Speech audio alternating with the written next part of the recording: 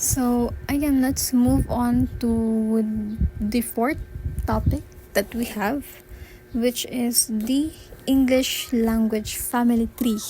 Okay, so to further understand the history of English, we also need to look at its relationship with other languages. Sa topic na to, we will discuss the English language family tree, which shows how languages are connected through common ancestors.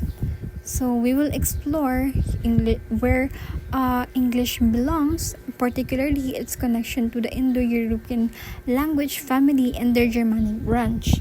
So through this, we can understand that languages are not isolated but are connected and influenced by another throughout history. So, ayan, let's start, Let us start to define what is language family first. So, first, So, a language family, it refers to a group of languages that came from a common ancestral language. So, meaning, itong mga languages na ito, those are connected, kasi they developed from the same original language in the past. So, kaya kahit magkakaiba sila ngayon, yung mga languages, makikita pa rin natin na there is a similarities in terms of vocabulary, grammar, and structure. So, yung mga linguists, they study language families kasi gusto nilang maintindihan, They want to understand how language change, spread, and develop throughout history. So, by comparing different languages, they can identify relationships between them and trace where these languages originally came from. Okay, so in English and its language family. Now, where does English belong in this language family tree ba?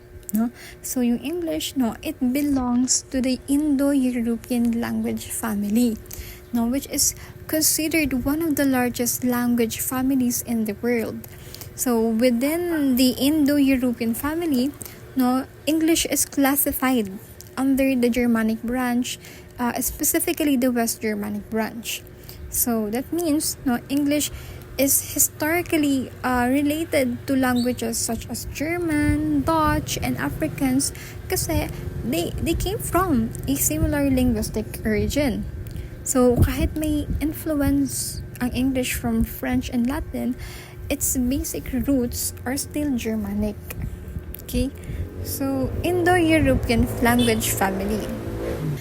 The Indo-European language family, it consists of hundreds of languages spoken across Europe and parts of Asia. So, itong mga languages na to, believed to have developed from a common ancestral language called Proto-Indo-European. Okay, over thousands of years, yung Proto-Indo-European, it gradually changed and developed into different branches. So, itong mga branches na to, it eventually produce many of the languages that we know today, such as yung English, Spanish, French, Russian, Hindi, and many more.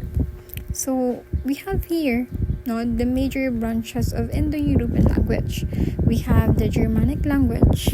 Okay, first, we have the Germanic language. Yung Germanic language is where English belongs. Okay?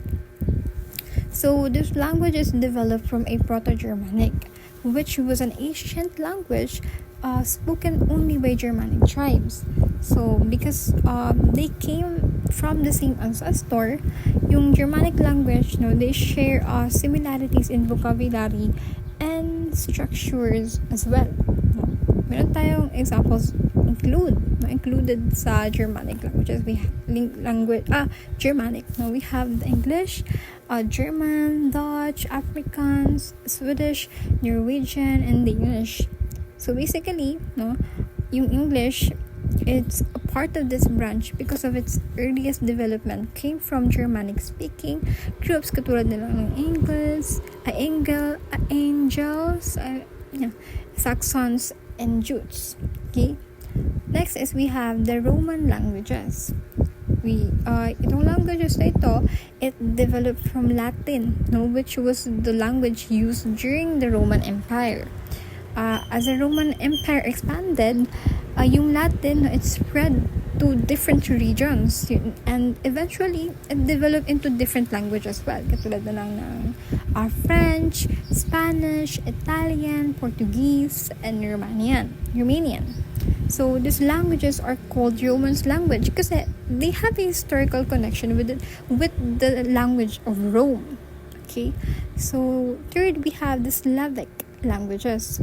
So ang Slavic languages, it developed from the Slavic branch of Indo-European family.